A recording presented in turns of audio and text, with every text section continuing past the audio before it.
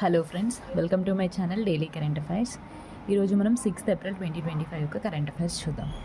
First మనకి 6th రోజు మనకి శ్రీరామనవమి సెలబ్రేట్ చేసుకున్నాం కదా. సో చైత్ర మాసంలో శుక్లపక్షం నవమి రోజు మనము శ్రీరామనవమి సెలబ్రేట్ చేసుకుంటాం. సో ఇప్పుడు మనకి రామ్ టెంపుల్ని ఎప్పుడు ఇనాగరేట్ చేశారు అయోధ్యలో అంటే 22 జనవరి 2024. నెక్స్ట్ మనకి నగరా స్టైల్. సో రామ మందిరం ఏ స్టైల్ అంటే నగరా స్టైల్. నగరా శిఖరా స్టైల్స్ ఉంటాయి కదా, సో రామ మందిరం మాత్రం నగరా స్టైల్ అనమాట. నెక్స్ట్ మనకి 6th April 5th. So April 5th రోజు మనకి సమతా దివాస్ అనమాట. సమతా దివాస్ అనేది ఎవరి జయంతి సందర్భంగా జరుపుకుంటాము అంటే బాబు జగజీవన్ రావు జయంతి సందర్భంగా మనము సమతా దివస్ని ఏప్రిల్ 5th రోజు జరుపుకుంటాం. సో మనకి బాబు జగజీవన్ రావు గారు 1908లో బీహార్లో జన్మించారు. సో సమాధి పేరు కనుక చూసుకున్నట్టయితే సమతాస్థల్. సో సమతాస్థల్ సమాధి పేరు. సో దాంతోపాటు PM Modi inaugurates new Pamban bridge. So మనము సమతా దివస్ బాబు జగజీవన్ రావు గారి జయంతి సందర్భంగా జరుపుకుంటాం. సమాధి పేరు సమతాస్థల్. నెక్స్ట్ మనకి PM Modi inaugurates new Pamban bridge. తమిళనాడులో న్యూ పమ్మన్ బ్రిడ్జ్. సో మనకి ఇది ఒక 1 వీక్ బ్యాక్ చెప్పుకున్నాం కదా. ఏప్రిల్ 6th రోజు శ్రీరామనవమి సందర్భంగా న్యూ పమ్మన్ బ్రిడ్జ్ని మోడీ గారు ఇనాగరేట్ చేస్తారు అని. సో 6th ఏప్రిల్ రోజు ఇనాగరేట్ చేశారు న్యూ పమ్మన్ బ్రిడ్జ్. సో దీని యొక్క స్పెషాలిటీ కనుక చూసుకున్నట్టయితే India's first vertical lift railway sea bridge అనమాట. India's first vertical lift railway sea bridge అనమాట ఇది. దాంతోపాటు ఈ పమ్మన్ బ్రిడ్జ్తో పాటు న్యూ ట్రైన్ని కూడా స్టార్ట్ చేశారు. సో జెండా ఊపి. సో రామేశ్వరం నుంచి తంబరం ఎక్స్ప్రెస్ అనమాట. సో తంబరం ఎక్స్ప్రెస్ని కూడా జెండా ఊపి స్టార్ట్ చేశారు పిఎం మోడీ గారు. సో దాంతోపాటు డెవలప్మెంట్ వర్క్స్ తమిళనాడులో డెవలప్మెంట్ వర్క్స్ అనమాట. సో 8,300 కోట్ల విలువైన డెవలప్మెంట్ వర్క్స్కి కూడా పిఎం మోడీ గారు శంకుస్థాపన చేశారు. సో పమ్మన్ బ్రిడ్జ్ యొక్క ప్రత్యేకతలు. సో ఇప్పుడు న్యూ పమ్మన్ బ్రిడ్జ్. సో కొత్త పమ్మన్ బ్రిడ్జ్ యొక్క ప్రత్యేకతలు చూద్దాం. సో ఆల్రెడీ మనకి 1914లో పమ్మన్ బ్రిడ్జ్ ఉంది, అది ఫస్ట్ సీ బ్రిడ్జ్. సో దాన్ని ఇది రీప్లేస్ చేయబోతుంది. So Pamban bridge, new Pamban bridge connects Rameswaram Pamban island నుండి Mandapam, so main land. So ఈ రెండింటిని కనెక్ట్ చేస్తుంది ఈ న్యూ పమ్మన్ బ్రిడ్జ్. సో దీని యొక్క లెంత్ కనుక చూసుకున్నట్టయితే 2.078 కిలోమీటర్స్. ఎంత వ్యయంతో అంటే 550 crores కాస్ట్ తోటి దీన్ని నిర్మించారు. ఎవరు నిర్మించారు అంటే మనకి రైల్ వికాస్ నిగమ్ లిమిటెడ్ వాళ్ళు ఈ న్యూ పమ్మన్ బ్రిడ్జ్ని నిర్మించారు. సో చాలా ఇంపార్టెంట్. నెక్స్ట్ మనకి మాధవ్పూర్ గేట్ ఫేర్ అనమాట. సో మాధవ్పూర్ గేట్ ఫేర్ అనేది గుజరాత్ పోర్బందర్ డిస్టిక్. సో పోర్బందర్ అనగానే మనకి పోర్బందర్ డిస్టిక్ అంటే మనకి ఎవరికి గుర్తొస్తారు? సో గాంధీజీ, సో మహాత్మా గాంధీ గారి జన్మస్థలం Porbandar. So Madhavpur gate fair అనేది గుజరాత్ పోర్బందర్ డిస్టిక్లో జరుపుకుంటారు. సో ఇదేంటి అంటే celebrates wedding of lord Krishna and Rukmini. So Krishna మరియు రుక్మిణిల యొక్క మ్యారేజ్ని సెలబ్రేట్ చేస్తారు మాధవ్పూర్ గేట్ ఫేర్. సో ఇది 5 days జరుపుకుంటారు. శ్రీరామనవమి రోజు స్టార్ట్ అవుతుంది.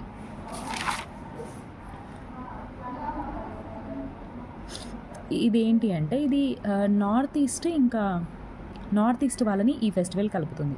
సో మనకి నార్త్ ఈస్ట్లోని మిష్మి ట్రైబ్ అరుణాచల్ ప్రదేశ్కి చెందిన ట్రైబ్. సో వీళ్ళు ఏం ఫీల్ అవుతారు అంటే యాన్స్ట్రీ టు కింగ్ భీష్మక్. సో మేము భీష్మక్ అనే రాజు యొక్క వారసులము అని చెప్పేసి ఈ మిష్మి ట్రైబ్ వాళ్ళు చెప్పుకుంటారు అనమాట. సో ఈ భీష్మక్ అనే ఎవరు అంటే మనకి రుక్మిణి ఫాదర్. సో రుక్మిణి ఫాదరే భీష్మక్. సో ఈ భీష్మక్ యొక్క మేము వారసులము అని చెప్పేసి మిష్మి ట్రైబ్ వాళ్ళు చెప్పుకుంటారు. సో ఈ మిష్మి ట్రైబ్కి ఇక్కడ ఉన్న మాధవ్పూర్ ఫేర్కి సంబంధం అనమాట. సో ఇంటర్ కనెక్ట్ అవుతుంది ఈ 2. నెక్స్ట్ మనకి జిఐ ట్యాగ్ అనమాట. సో గుజరాత్కి చెందిన ఒక ఫ్రూట్. సో మనకి నారింజ పండు. సో మనకి నారింజ పండు.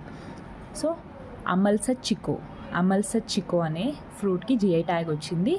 సో ఇది గుజరాత్ నుంచి 3rd ఫ్రూట్ అనమాట. So 3rd fruit from Gujarat Amalsad chikoo. ఇది ఒక నారింజ పండు, దీనికి జిఐ ట్యాగ్ వచ్చింది. నెక్స్ట్ మనకి గుజరాత్ పోలీస్ లాంచెస్ జీపీ దృష్టి డ్రోన్ ప్రోగ్రామ్. సో దీని యొక్క మెయిన్ ఎయిమ్ ఏంటి అంటే to track missing children. So ఎవరైతే చిన్నపిల్లలు తప్పిపోతారో సో వాళ్ళని ట్రాక్ చేయడానికి ఈ జీపీ దృష్టి డ్రోన్ ప్రోగ్రామ్ అనేది గుజరాత్ పోలీసులు లాంచ్ చేశారు. నెక్స్ట్ మనకి PM Modi and Sri Lanka president. So మనకి నిన్ననే చెప్పుకున్నాం కదా. సో పిఎం మోడీ గారు 3 డే విజిట్కి వెళ్ళారు. దాంతోపాటు పిఎం మోడీ గారికి శ్రీలంక అత్యున్నత పురస్కారమైన అవార్డు కూడా ఇచ్చారు కదా. సో అక్కడ జరిగిన కొన్ని ఇంపార్టెంట్ ఈవెంట్స్ చూద్దాం. So PM Modi and Sri Lanka president launches Maho Omanthai railway line. So ఇదొక railway line, Maho Omanthai railway లైన్ని ఇనాగరేట్ చేశారు. దాంతోపాటు న్యూ సిగ్నలింగ్ అండ్ టెలికమ్యూనికేషన్ సిస్టమ్ని ఇనాగరేట్ చేశారు. దాంతోపాటు పిఎం మోడీ గారు offered prayers to Jaya Sri Mahabodhi temple in Anuradhapura. So అనురాధపురలో ఉన్న జయశ్రీ మహాబోధి టెంపుల్కి ప్రేయర్స్ని అందించారు. నెక్స్ట్ మనకి శ్రీలంక, నిన్ననే చెప్పుకున్నాం. శ్రీలంక గవర్నమెంట్ శ్రీలంక యొక్క అత్యున్నత పురస్కారమైన శ్రీలంక మిత్ర విభూషణ్ని మోడీ గారికి ఇచ్చింది.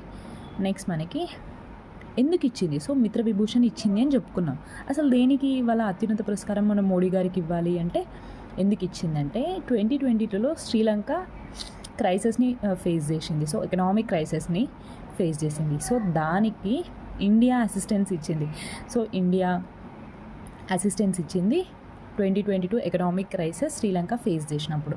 సో దాన్ని దృష్టిలో ఉంచుకొని శ్రీలంక గవర్నమెంట్ మిత్ర విభూషణ్తో సత్కరించింది అనమాట. సో శ్రీలంక ప్రెసిడెంట్ నిన్నే చెప్పుకున్నాం కదా. సో అనురకుమార దిస్నాయక గారు. నెక్స్ట్ మనకి బిమ్స్టిక్ది మొన్ననే చూసాం కదా. సో 6th సమ్మిట్ థైలాండ్ బ్యాంకాక్లో జరిగింది. సో దాని యొక్క కంటిన్యూషన్ పార్ట్ అనమాట ఇది. సో అక్కడ మన మోడీ గారు కొన్ని ఇంపార్టెంట్ ఇనిషియేటివ్స్ని అన్ని దేశాల ముందు పెట్టారన్నమాట. సో ఆ ఇనిషియేటివ్ ఏంటో చూద్దాం. ఫస్ట్ మనకి BODHI initiative. So BIMSTEC for organised development of human resource infrastructure. So దీని ద్వారా ఏంటి అంటే 300+ యూత్ని ట్రైన్ చేస్తుంది ఇండియాలో. సో బిమ్స్టిక్ కంట్రీస్ పీపుల్ ఉంటారు కదా. సో అందులో ఒక 300 యూత్ని సెలెక్ట్ చేసి ఇండియాలో వాళ్ళకి ట్రైనింగ్ ఇస్తుంది. సో అదే BODHI initiative, BIMSTEC for organised development of human resource infrastructure. Next మనకి 300 యూత్ని ట్రైన్ చేస్తుంది అని చెప్పుకున్నాం. సో వీళ్ళకి స్కాలర్షిప్ కావాలి కదా. సో స్కాలర్షిప్ ఎవరెవరు ఇస్తారు అంటే నలంద యూనివర్సిటీ, ఇంకా మనకి forest research institute. So forest research institute Dehradun కదా. సో ఈ రెండు కలిపి మనకి ఈ 300 పీపుల్స్కి స్కాలర్షిప్ అనేది ప్రొవైడ్ చేస్తాయి. దాంతోపాటు బిమ్స్టిక్ సెంటర్ ఆఫ్ ఎక్సలెన్స్ మన న్యూఢిల్లీలో పెట్టబోతున్నారు. సో డిసాస్టర్ మేనేజ్మెంట్కి, సో విపత్తులు వచ్చినప్పుడు ఎలా రియాక్ట్ అవ్వాలి అని చెప్పేసి ఒక సెంటర్ ఆఫ్ ఎక్సలెన్స్ అనమాట న్యూఢిల్లీలో పెడుతున్నారు. దాంతోపాటు బిమ్స్టిక్ ఎనర్జీ సెంటర్ బెంగళూరులో ఎస్టాబ్లిష్ చేయబోతున్నారు. BIMSTEC athletics meet 2025, BIMSTEC athletics meet 2025లో ఇండియా హోస్ట్ చేస్తుంది. దాంతోపాటు BIMSTEC games, so for the first time BIMSTEC games 2027లో ఇండియా హోస్ట్ చేస్తుంది. ఇది అనమాట.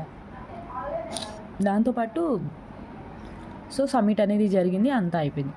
సో అక్కడ గిఫ్ట్స్ ఇవ్వాలి కదా. సో మనకి పిఎం మోడీ గారికి ఏమో థైలాండ్ వాళ్ళు త్రిపిటకాలు ఇచ్చారు. సో త్రిపిటక బుక్ని ఇచ్చారు. సో మన పిఎం మోడీ గారు వాళ్ళకి ఏమి ఇచ్చారు, అక్కడున్న పిఎం ప్రెసిడెంట్కి ఏమి ఇచ్చారో చూద్దాం.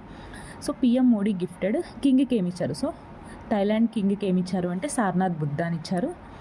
అదే రాణికి అయితే, సో థైలాండ్ రాణికి బ్రోకాడ్ సిల్క్ షాల్ అనమాట. సో వారణాసికి చెందిన ఒక సిల్క్ షాల్, సో దీన్ని గిఫ్ట్గా ఇచ్చారు. దాంతోపాటు so Thailand PM, so Thailand prime మినిస్టర్కి డోక్రా బ్రాస్ పికాక్ బోట్ అనమాట. So Dhokra brass peacock boat అనమాట. సో ఇది ఛత్తీస్గఢ్కి చెందిన ఒక బోట్. సో దీన్ని థైలాండ్ పిఎంకి ఇచ్చారు. సో థైలాండ్ పిఎం వాళ్ళ వైఫ్కి tiger motif cufflinks, so tiger motif cufflinks ఇంకా మీనాకారి ఆర్ట్ అనమాట. సో ఇది రాజస్థాన్ అండ్ గుజరాత్లో ఈ ఆర్ట్ అండ్ కఫ్లింగ్స్ ఫేమస్ అనమాట.